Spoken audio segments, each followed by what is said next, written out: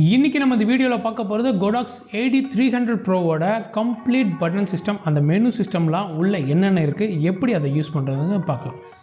2-3 days before நம்ம சேனலில் AD300 Proவோட கம்ப்ளீட் அன்பாக்சிங் அண்ட் ரிவ்யூ பண்ணோம். அந்த வீடியோ உங்களுக்கு பார்க்கணுன்னா இங்கே அந்த லிங்க் இருக்குது.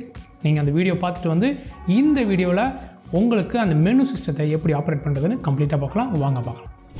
ஓகே, இப்போ நம்ம Godox AD300 Proவை ஆன் பண்ணி பார்த்துடலாம். இந்த இருக்குங்க ஆன் பட்டன்.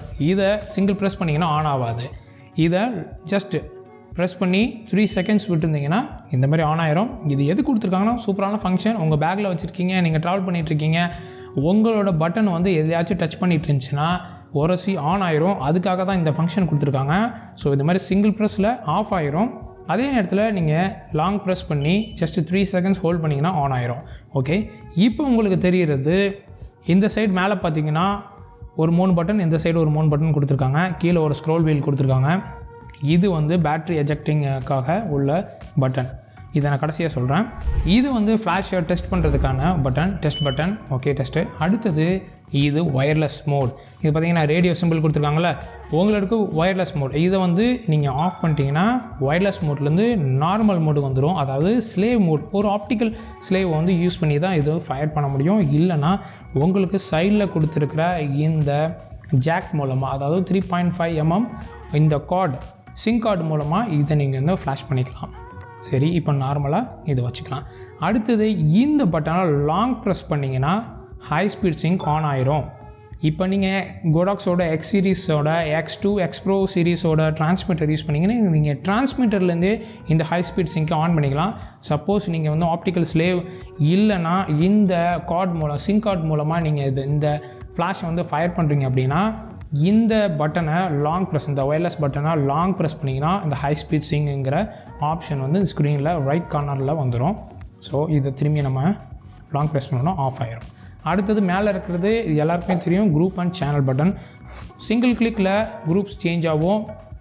லாங் ப்ரெஸ் பண்ணிங்கன்னா சேனலுக்குள்ளே அந்த சேனல் வந்து பிளிங்க் ஆக ஆரம்பிச்சிடும். இந்த இடத்துல பாருங்கள் பிளிங்க் ஆகிறதுல. அதுக்கப்புறம் நீங்கள் இந்த ஸ்க்ரோல் பட்டனை வச்சு நீங்கள் scroll up and scroll down பண்ணி நீங்களோட உங்களுக்கு தேவையான அந்த சேனலை வச்சு சென்டரில் ஒரு கிளிக் பண்ணிக்கலாம். இந்த ஸ்க்ரோல் பட்டனே வச்சு நீங்கள் கிளிக் பண்ணிங்கன்னா உங்களுக்கு அந்த தேவையான சேனலில் கரெக்டாக வந்துடும்.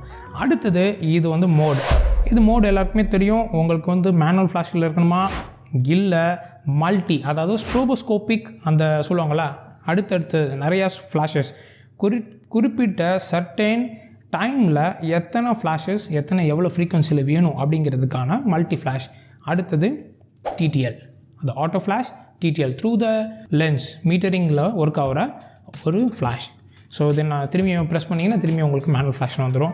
அடுத்தது கீழே உள்ள பட்டன் பார்த்தீங்கன்னா இதில் கொடுத்துருக்கிறது மாடலிங் லேம்புக்கு ஆப்ரேட் பண்ணுறதுக்கான அந்த பட்டன். இந்த மாடலிங் லேம்பை ப்ரெஸ் பண்ணிங்கன்னா ஒரு வாட்டி ப்ரெஸ் பண்ணிங்கன்னா ஆன் ஆயிரும், ஒரு வாட்டி ப்ரெஸ் பண்ணால் ஆஃப் ஆயிரும்.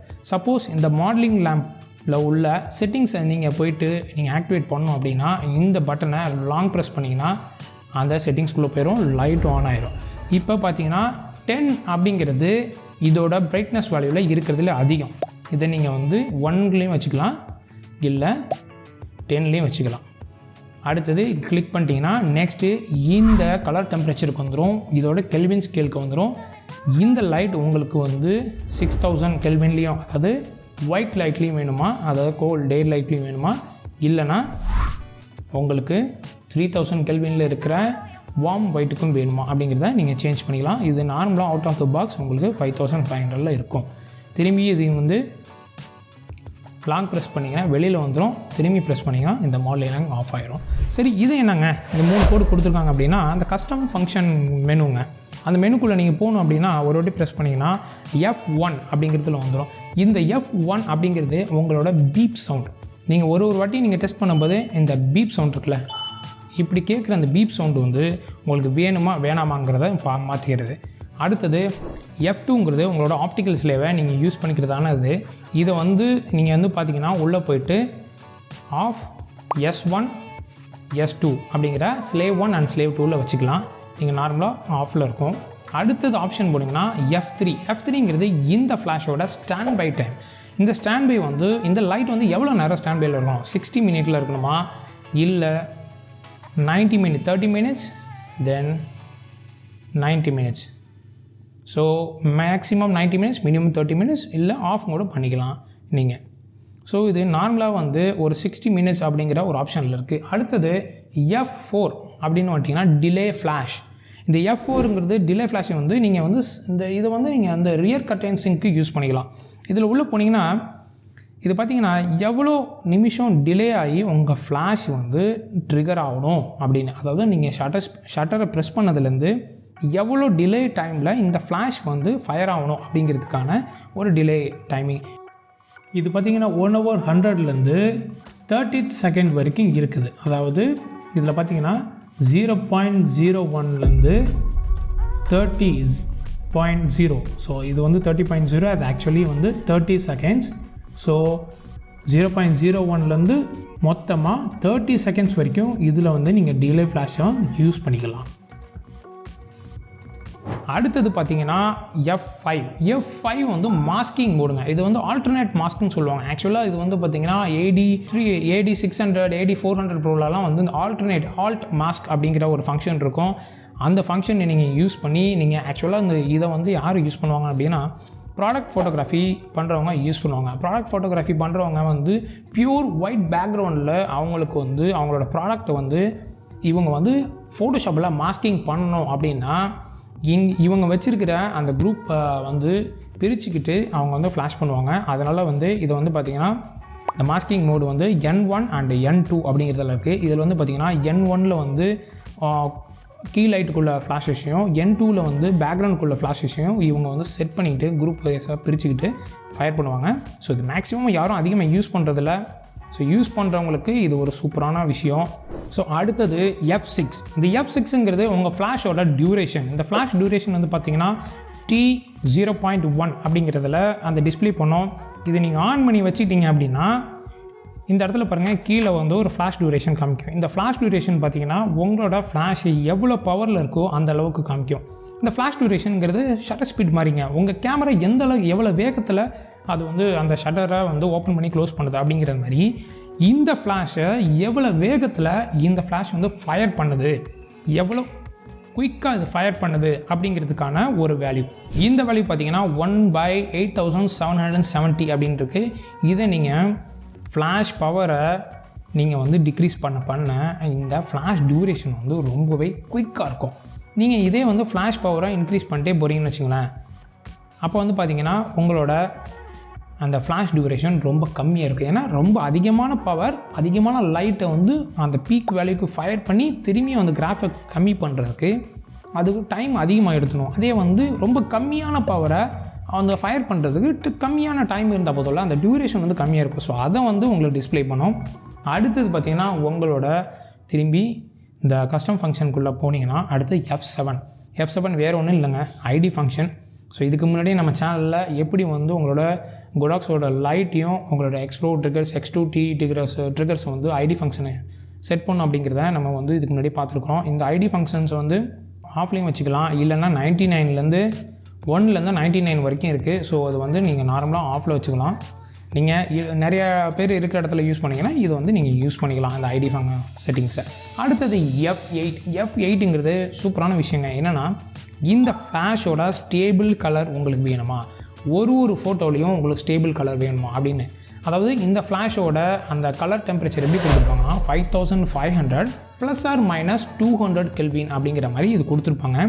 ஸோ எப்படின்னா எய்தர் +200 Kelvinலையும் இருக்கலாம், இல்லைனா -200 Kelvinலையும் இருக்கலாம் அப்படின்னு சொல்லி கொடுத்துருப்பாங்க.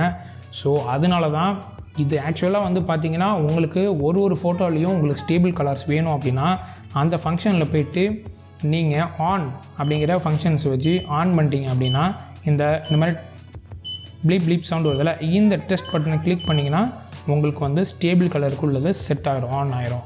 இது ஆன் ஆயிடுச்சுன்னா இந்த ± 200 Kelvin டிஃப்ரென்ஸ் இருக்குல்ல, அது வந்து என்ன ஆயிரும்னா 100 Kelvin கம்மியாகி ± 100 Kelvin அப்படிங்கிற ஒரு விஷயத்துக்குள்ளே வந்துடும். ஆனால் இதில் ஒரு விஷயம் என்னென்னா நீங்கள் இந்த ஸ்டேபிள் கலரை ஆப்ஷனை ஆன் பண்ணி வச்சுக்கிட்டிங்கன்னா உங்களோட ஃப்ளாஷ் டியூரேஷன் வந்து காம்பன்சேட் ஆகிரும், ஃப்ளாஷ் டியூரேஷன் வந்து ரொம்ப கம்மியாகிடும்.